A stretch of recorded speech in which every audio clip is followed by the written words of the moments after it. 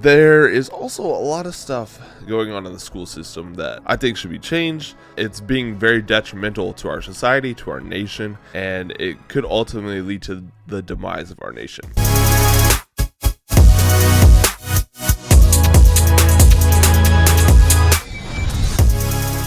Hey guys, what's up? Welcome back to another episode of the JS Show. If you don't know what that stands for, it's just my name. I have a super long name, but my name is Joshua Saberwall. Most people call me Josh. But to make it a little bit easier to remember the name, I just call it the JS Show, where it's a variety on this podcast. We do things from personal development we have different segments that are called Flip the Switch, Move the Needle, and then we go. I'm a young entrepreneur, young investor, and I'm getting into the investing space. So my goal is to take you through my journeys of personal development and investing and just kind of growing as an entrepreneur. Because a lot of these entrepreneurs you see, they don't start this until later on in their path. But I wanted to document, even just for myself, for my kids, whatever, I wanted to document my journey from start to finish. And so essentially that's what I'm doing with this. So we've got Flip the Switch, Move the Needle, Investing Now, The More You Know. The More You Know is a little bit, that's kind of more of an awakening type segment. I take things that I hear about going on in the world, political issues, social issues, just moral issues that I think should be heard. I give my point of view on them and my opinion, and just kind of give that to you guys and let you do with what you please.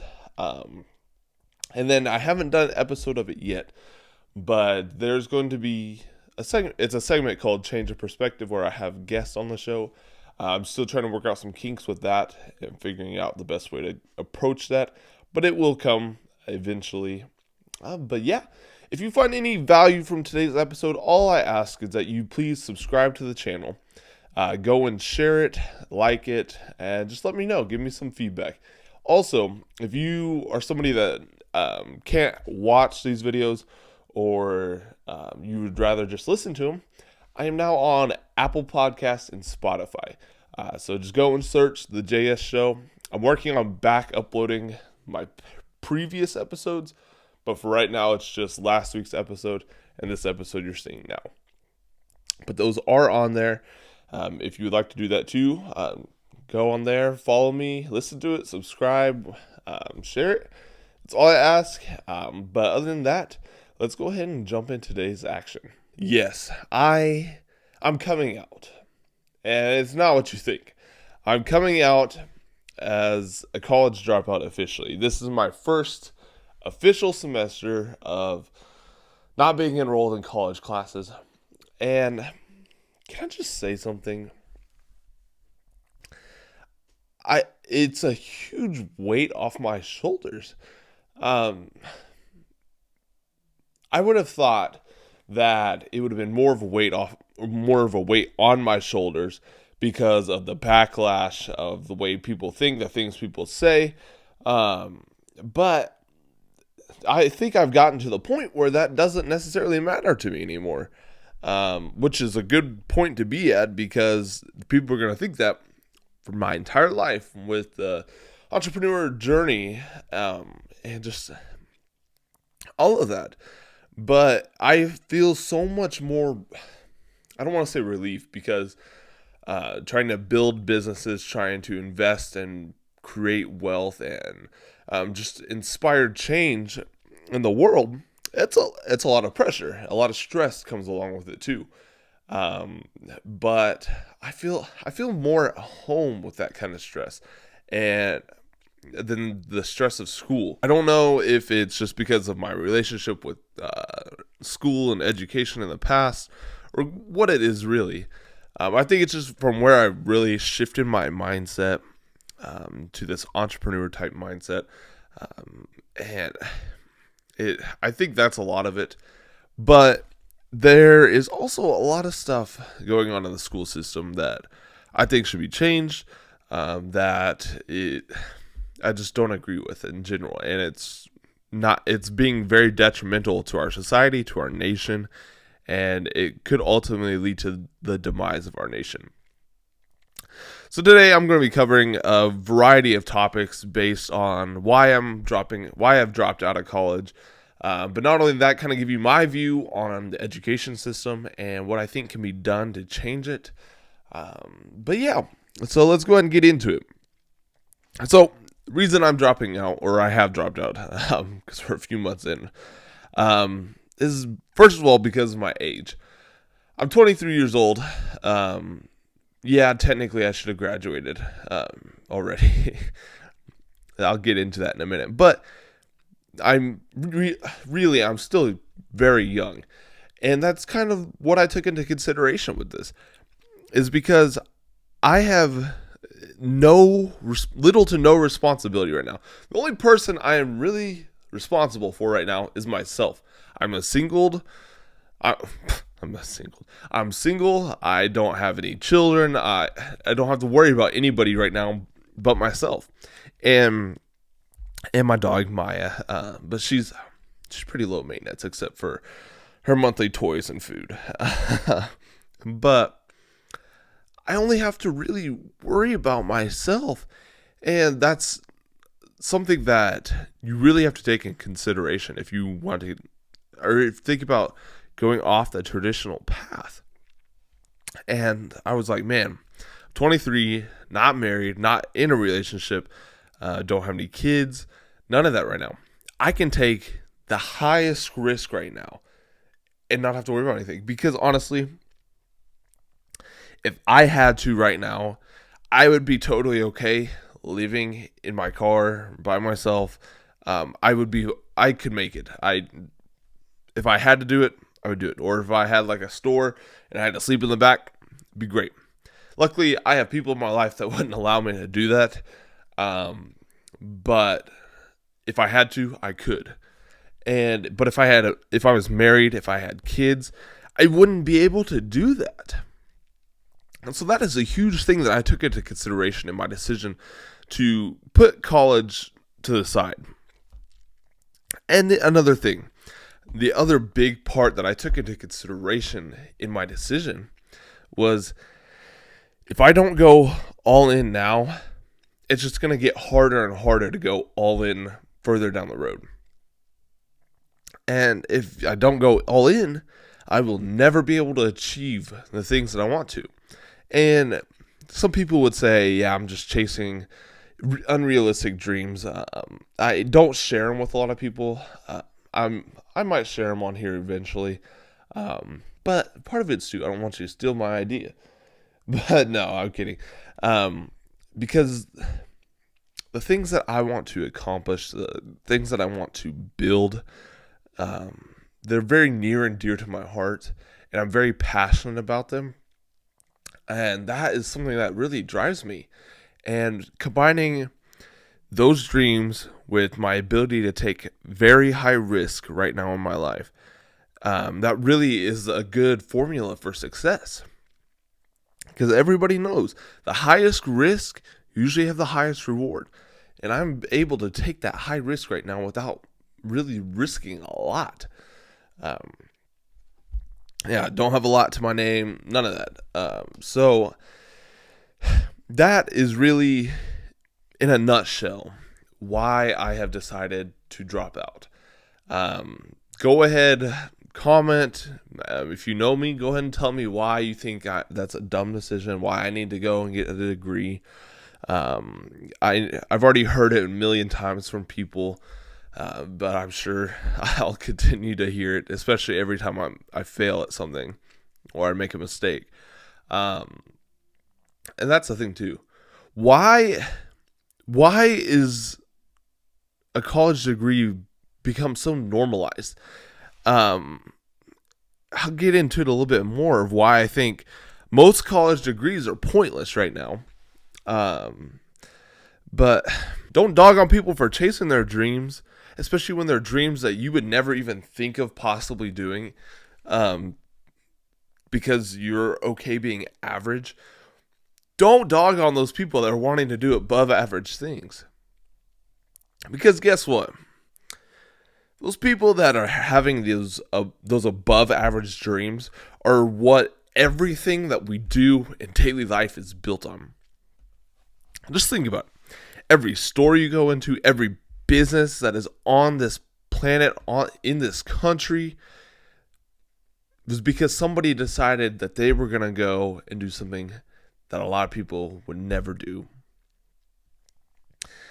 And I think a lot of people forget that, because you hear the saying of like, well, A students work for B students, B students work for C students, but who do the C students work for? Well, it's the ones that didn't end up getting a degree because they decided to go out and build the business. And I don't know why we have normalized throwing shade on those that don't want to go the normal route, when this entire country is built on not going the normal route.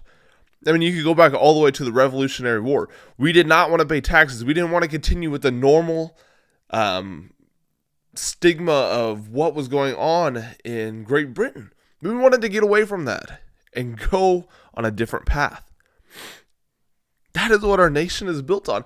And we have been trained, brainwashed, whatever you want to call it, to throw shade on the people that go off the normal path. And that in itself is a true shame. But so yeah, I'm going all in. I've dropped out. Say what you want. I don't really care. Because you'll see. You'll see. So I'm going to leave it at right now is you'll see. And to anybody that has started to go off the normal path or is on the fence of deciding whether to, and you decide to do it, that's all you have to. That is the only thing you need to say to people that laugh in your face, that tell you that you're going to fail. All you need to say to them is 3 words. You will see. And then what you need to do after that is go out, put your head down, grind, and build an undeniable proof. That way when you come back to those people that laughed in your face, you can say, who's laughing now? And I'm on that journey. I'm trying to build that undeniable proof so I can prove those people wrong. But not only prove them wrong, let them benefit off of my success. I think that is probably the greatest revenge to me, is those people that laugh at you and tell you can't do something. You go out and do it. But not only do you go out and do it, but those people end up benefiting off of it, and they have to think, man, I thought this dude was crazy. They have to sit there and eat that. A lot of people think the greatest revenge is going out and just proving them wrong. But no, when you go out, build something, and those people end up like becoming your employee, you don't have to be a jerk about it. You don't have to be cocky about it, because you did exactly what you said, and they thought you were stupid.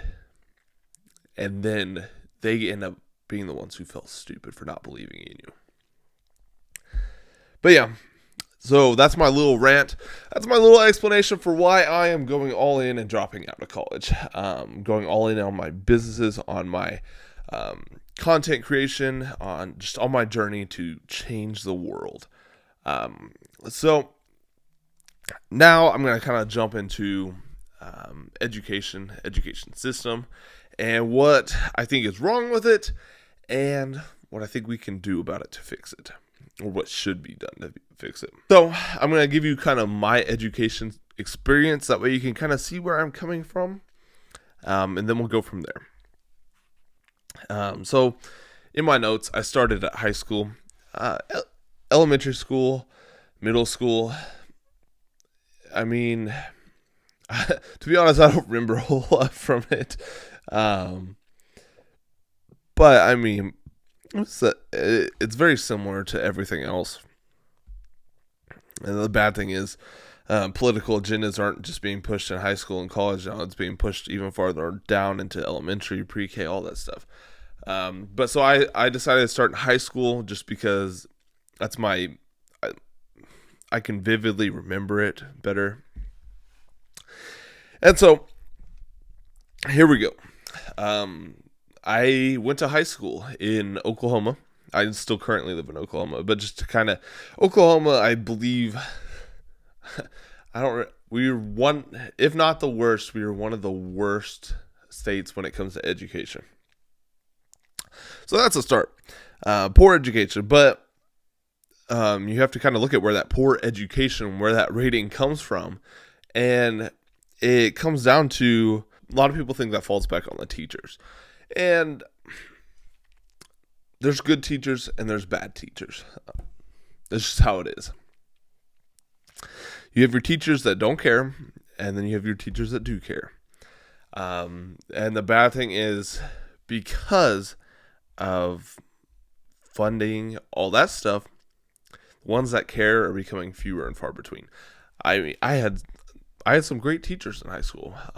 My high school English teacher, Mrs. Eagle, she was awesome. If it wasn't for her, I wouldn't know how to write in cursive, and that is so bad to say. We have a whole generation of kids that probably aren't learning how to write in cursive. And I believe that was my senior year in high school that I learned that. And that blows my mind, because now all I do is write in cursive.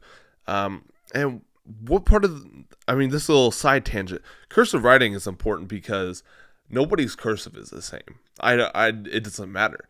Yeah, the letters look similar, but because of the way the handwriting works in your brain and stuff, nobody has identical cursive. Yes, there's people that can copy it, but if you were just blankly writing cursive, nobody's going to look the same. That's why banks and stuff have you sign stuff, because it is very hard to have signatures, and that's why certain things like baseball cards, any kind of memorabilia like that, are signed with signatures, because they can be verified, and because of so many points and stuff. And that's just a little side tangent, but that is so important. My biggest issue, though, with public education, just education in general, especially elementary through high school, is there's three groups of students. You have your low performers. I hate saying it like that, but you have your students that have a harder time learning, and they need a little more help, a little more guidance, that sort of deal. But then you have your average students that they don't do anything crazy well, but they don't need all the extra help. They do a good job, but it's nothing extraordinary. Then you have your students that are doing exceptionally well. They've been very blessed. School comes easy to them. Learning comes easy to them. And my problem is, this is going to sound like bragging, but I promise you I'm not trying to brag. I was one of those students that school came super easy to me. Learning came easy. I attribute a lot of that to my parents, because I think a huge problem in today's society is we are too quick to give kids electronics. I go to restaurants right now, and it drives me absolutely insane, because I see so many young kids. For parents to be able to go out, have a nice meal, they have to give their kids some sort of electronic, whether it be a phone, an iPad, just any sort of tablet. I remember, granted, we didn't have all that stuff when I was a kid, and that makes me sound old, but I promise you I'm not that old. When I went out with my parents when I was a kid, I can vividly remember them having conversations with me. If I wasn't having a conversation with my parents, they were playing tic-tac-toe on paper with me. They were coloring pages with me. It was completely different, because what that did for me is that I was able to have conversations with adults at a very young age. And now we're having generations of kids come up and they have no idea how to communicate. And I'm not going to go off too far on this, but this is what I'm going to tell you. If you have to give your kids electronics to get them to do something, to get them to behave, you are doing it wrong as a parent. Yes, I don't have any kids, but I can tell you, just from things that I have seen, if you give your kids electronics to get them to behave, you are failing. You are setting your kids up for failure. talk to your kids. Come on. So I was one of those kids that learned easily. I had a pretty high IQ. Where I lived in Kansas, they had these classes called extended learning. It was just for kids that had higher IQs, that school came easy, and it provided them a time to be able to challenge themselves more, which was great. I'm sure, I don't know if they still have it or not, but it was good for me. Because I remember doing these huge projects and stuff on things that it was like in the 4th and 5th grade that most high schoolers probably wouldn't have done. And I appreciate that. If anybody that was in that elementary school, I just know that I really appreciate that. But that is something that has gotten lost. There was nothing really in place like that here in Oklahoma. And I'm sure in states that have higher standards, and that was in Kansas, by the way. But if you in a state that has higher standards, you may have more access to that kind of stuff. So take that into account when you're listening to this. I'm going based off of my experience, but I know there's a bunch more experiences like it. So I was on the higher end of the spectrum, and what I noticed was what would happen would be teachers would have to spend so much time with the kids on the lower end to try to bring them up to average, try to maintain average, but also try to do stuff with the higher end kids. But what would happen is those higher end kids would end up getting forgotten about because they were responsible, they were able to do stuff easily, and so they kind of get pushed aside and just given the same stuff as everybody else. And what happens is you basically end up just mashing them all together. And so what happens is those higher end kids don't get tested. They don't get to expand their knowledge in the way that helps them be able to learn the best. And so throughout high school, throughout all of school basically, I never had to study because I was getting the same tests as other kids that it was a lot harder for them. And that's going to come off wrong. I don't know how else to put it, but not being able to test your skills in anything, you start to lose them. They become less refined. But my biggest thing was by doing that, by not having myself pushed to my limits, I never learned to study. I never had to study. I could wait till the last minute and be fine just because of my skill level. And that is something that I really hate. I really regret, because ultimately that's looking back, it probably really helped me, because I don't know that I would have found this journey. I probably would have graduated with my normal degree that I initially went for. But they're setting these smart kids up to fail. And it's sad, but it is what it is. So, So that's my high school experience. I was able to cruise through high school just fine, no problems. And to be honest, it made me bored with school. It made me bored with education. I hated reading. I didn't want to study. I didn't want anything to do with school, because what had happened is I started to associate school with boredom. And that's a problem with a lot of kids, even kids on any part of the spectrum there.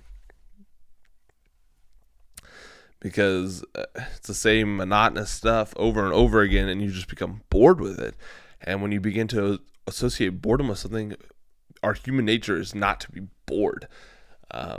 And when you associate school and learning with boredom, you don't want to go to school, you don't want to learn, and it just creates this huge problem. So, graduate high school, head off to college with the aspirations to be a pharmacist. So I get to school. You of course have to do all your undergrad, your gen eds and stuff. It's probably not my number one problem. Probably my number two problem with college It's gen eds are pointless. They are. They are literally just a repeat of stuff you learned in high school. And yeah, to me, it's just a money play for colleges, because you're paying to take classes that you already took in high school. Like my general chemistry classes, I probably learned more in my gen chem classes in high school than I did at college, and I went to a pretty bad high school education wise, and I paid thousands of dollars to go to a class that didn't learn anything else in. And so already associating school with boredom, I just reinforced it there. And yeah, it's now chemistry would have had stuff to do with pharmacy, but like my history classes, all that stuff, never gonna use it. I don't remember the last time I used something from my history class. It is what it is. I'll leave it at that. Gen eds are pointless, in my opinion. I think they're just a huge money game, a money play for colleges, because a lot of them are just repeats of what you learned in high school and potentially even less than what you learned in high school. So there's that. So I finally get through all my gen eds and my undergrad stuff, and now I get to go into pharmacy school. I get accepted in a pharmacy school, which at that time I was elated because I'm like, finally, I feel like I'm getting close to the finish line. I've had worked at a pharmacy for a couple years, enjoyed the people I worked with, enjoyed the environment, and so it was nice. And I was dead set on being a pharmacist. But get into pharmacy school, and lovely, the coronavirus hits, and all that stuff happens. And I got shown in pharmacy school, I got shown the true dark side to the pharmaceutical industry, just kind of healthcare industry in general. And it not only scared me, but it made me kind of regret my decision. And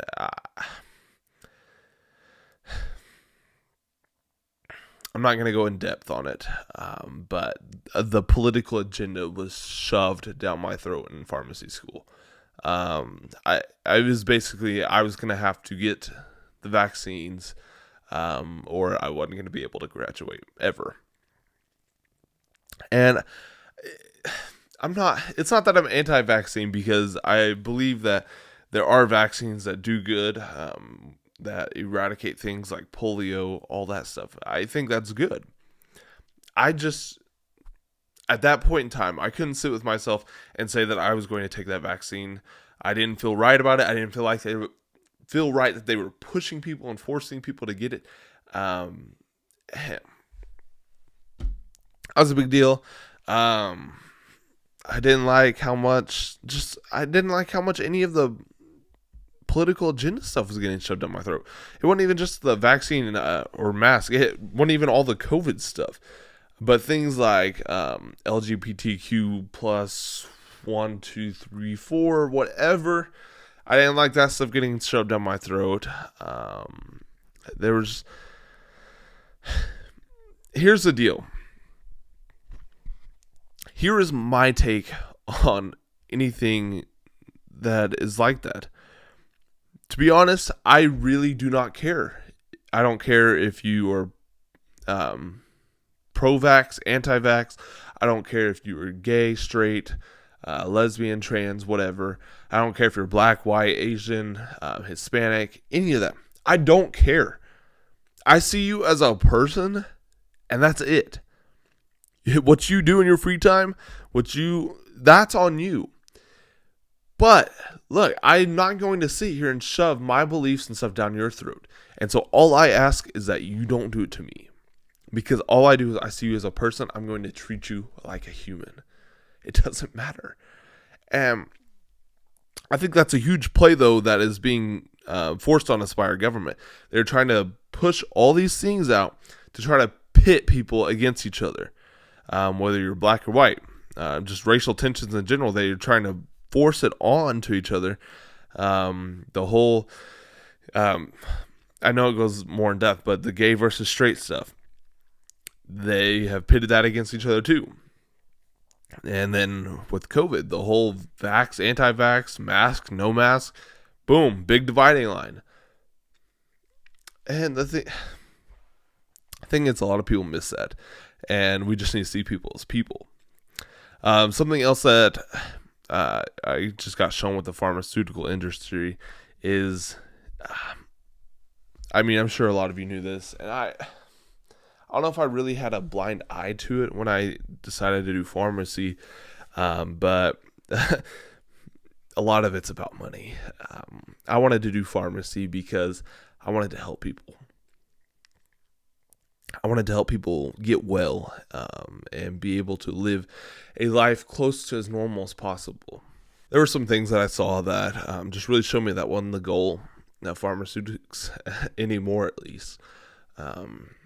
You go to any of these big pharmacies, you're just a number as a patient. I hate to tell you that. I was very grateful to have worked in pharmacies that were small, family-owned pharmacies. And I highly recommend, if you get medication, go to a small family pharmacy. But pharmaceutical industry has made that hard too. Your insurance provider, they almost force you to use a mail order pharmacy or one of the big pharmacies like CVS, Walmart, Walgreens, all of that. They make it very hard.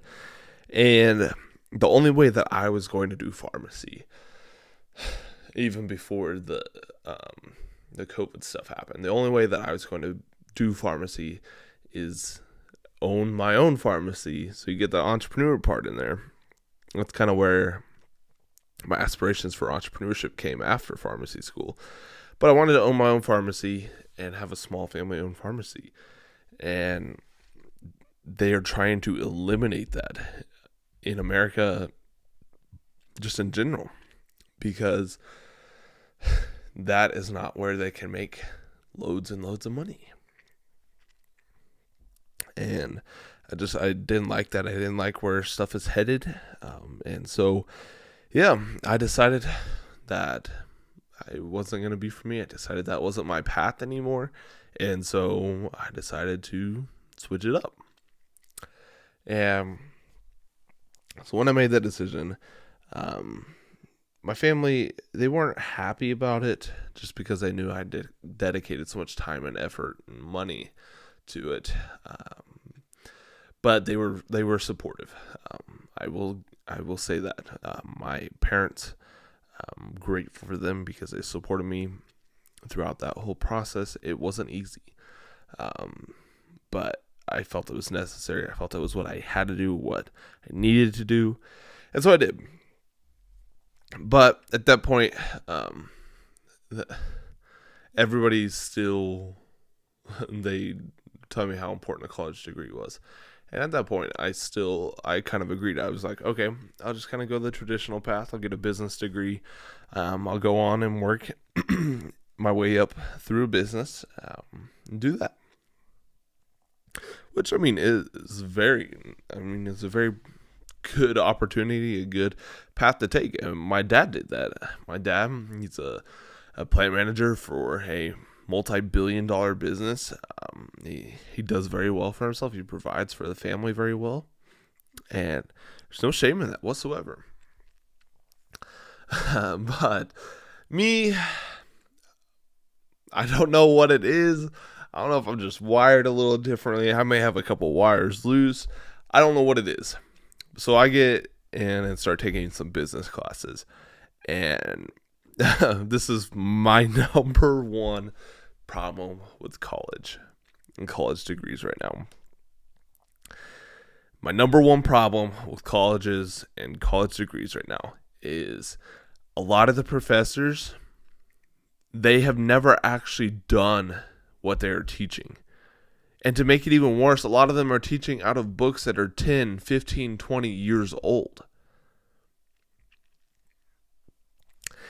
And so riddle me this. How are you supposed to learn, like legitimately learn from somebody who hasn't actually done what they are teaching you?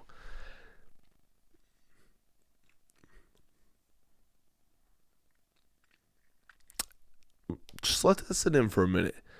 Yeah, this is definitely a pause for dramatic effect.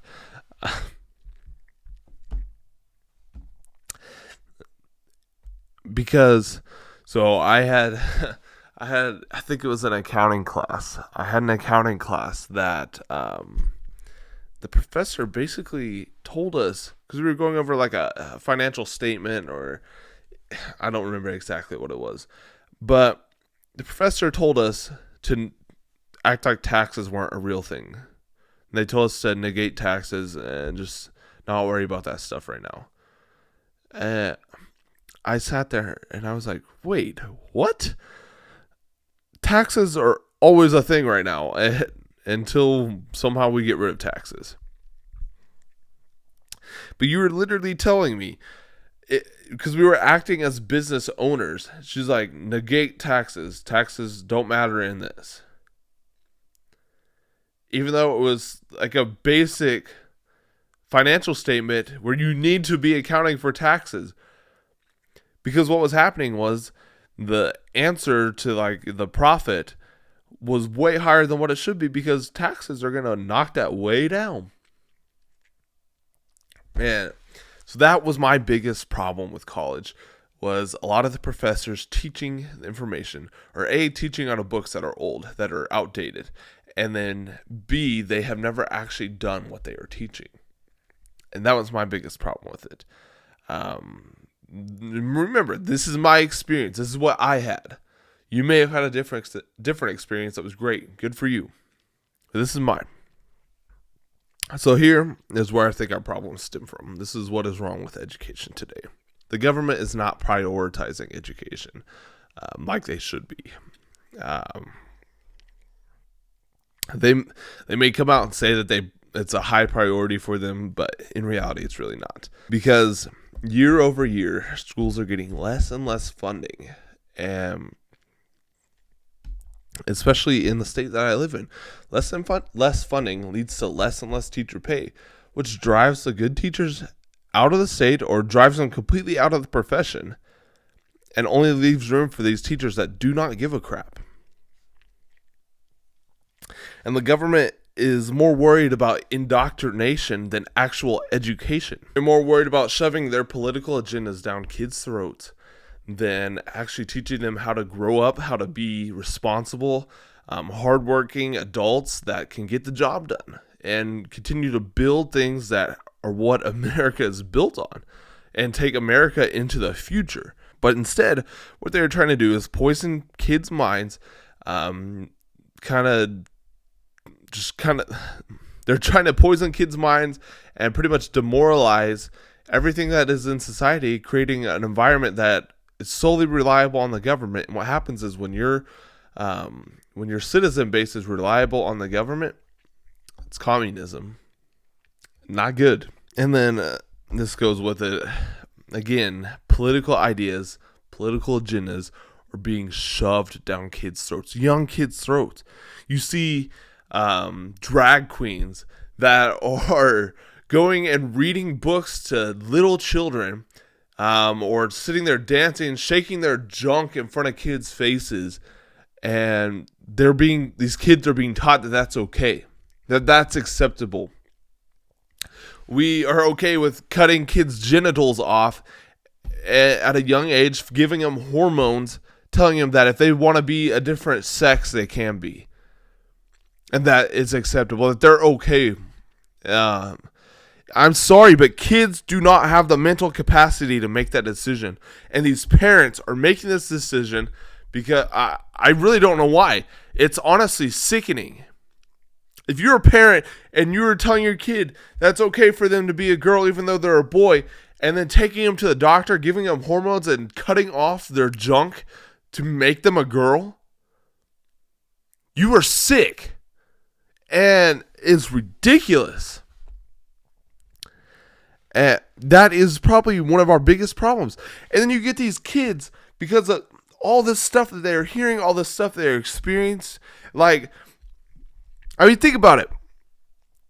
You're a kid. You're 5, 6, 7 years old. You go to school one day. Your best friend's name is Johnny. Johnny is biologically a male. You enjoy Johnny, but Johnny goes home one day, and his parents are encouraging him to become a girl just because he feels weird or something. I don't know, because they're sick.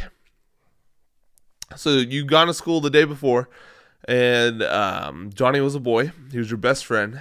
And then a few days later, because Johnny was gone, he comes back, and Johnny is no longer Johnny with a Y. It's Johnny with an I.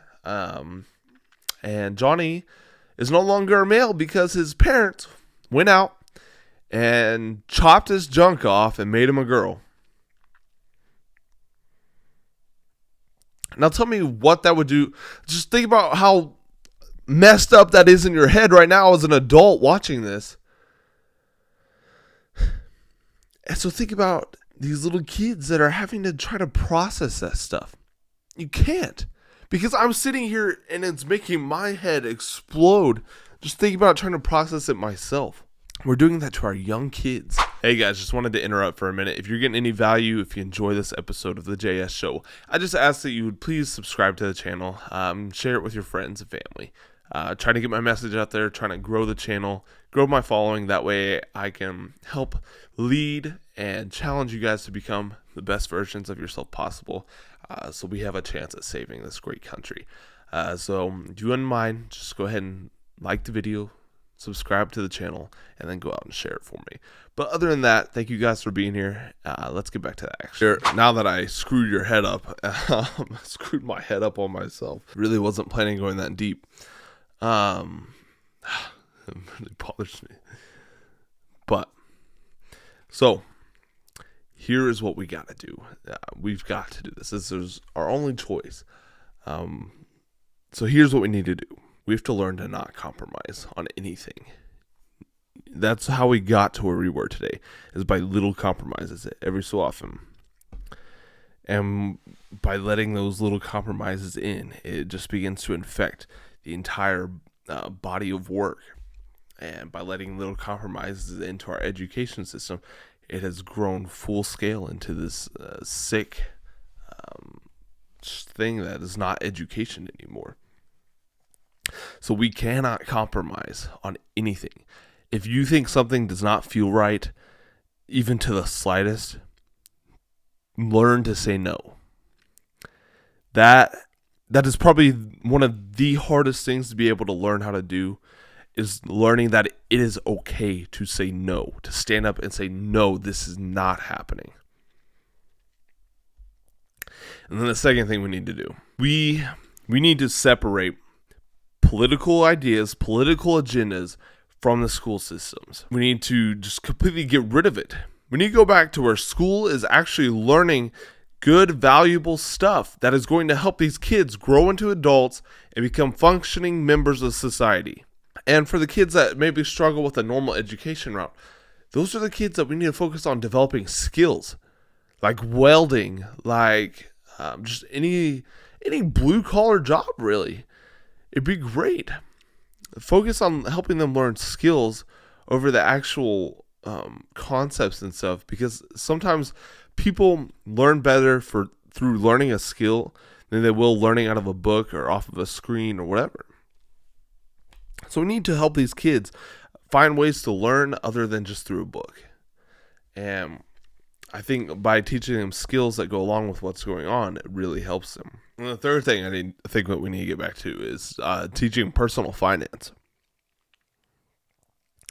Because here's the deal with personal finance. I think it breaks down to this. If you do not know how to manage money, you will never have any. Call it karma, call it world energy, call it whatever. But the thing is, if you can't manage money, you will never have more. The universe will never give you more money because you can't handle it. Just however you want to think about it. But if you don't know how to manage your money, manage your finances, you're never going to have the money or finances to do things that you actually want to do, because you can't manage it. So you end up spending it on things that are unnecessary, and it creates a mess. So we need to get back to teaching kids personal finance and how to create wealth. And then the last thing that I mean, there's more things I think we need to do, but the last big thing that I think that we need to incorporate back into schools to fix them is prioritizing health and well-being, mentally and physically. So many kids now are so fat, so overweight. They don't know how to eat right. They don't know how to exercise. None of that. And then when they get older, they don't know how to handle all the crap going on in the world that screws with their mind. So their mental health goes in the trash can. And we have a society that becomes reliant on medications for diabetes, medications for just depression, for anxiety, for all this stuff. And by the way, that's a huge money play by pharmaceutical industry, just to throw that out there. But we need to get back to prioritizing the health and well-being of our children, teaching them how to live a good, healthy life. With those things, I think that we can that's a starting point. I think we could start to rebuild the education system and start to create high-performing individuals once again. So if you're a parent and you're listening to this, it's going to be up to you guys. It's going to be up to new parents. It's going to be up to people like me now and once I start having children to go out and make sure this kind of stuff happens. Make sure that we inspire change and take it upon ourselves to teach our kids this stuff if our schools aren't going to. And really, it comes down to this. The future of our country is at stake. It is up to all of us to stand up and put an end to this. We need to quit letting the government brainwash our future generations with their political agendas and their ideologies. But the key is, it all starts at home. Too many parents now rely on the school systems to raise their kids for them. If you can build a solid foundation for your kids, not only through your words, but through your actions at home, you will be setting them up for a life of success. And that, ladies and gentlemen, is my take on the status of our education system, where we're at, what we need to do to fix it.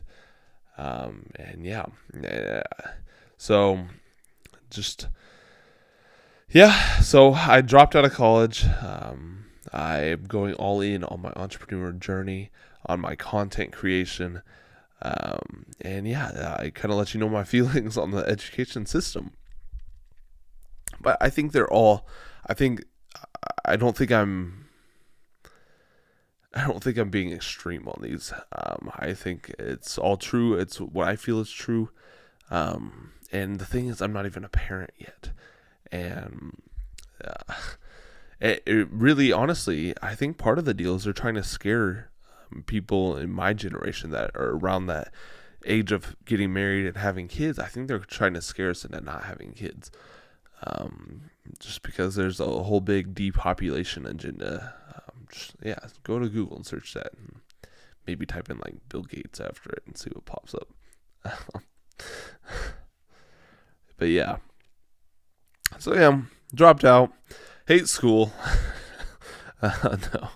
But I'm on a mission to build things like people have never seen, that are needed to help our communities, and just help us as Americans. The only thing that I ask is do your part. Speak up, stand up, share stuff like this podcast. Help me grow. Subscribe. Go check out some other podcasts too. There's lots of good ones. Bedros Koulian, Andy Frisella, Jocko. There's so many out there. I can't even think of all of them right now. There's a new one I discovered, actually. His name is Matt Graham. Go check him out too. But yeah, other than that, I really appreciate you guys being here today. You guys have been great listeners, great. You're part of the tribe. I appreciate you. I'm glad you're here. Make sure you stay tuned. Go follow me on social media, just for some updates that happen throughout the weeks. Stay tuned. Stay ready. Other than that, just remember, success takes work. Work takes time, and time is limited. So get out there and make a change. I love you guys, and I will see you in the next one.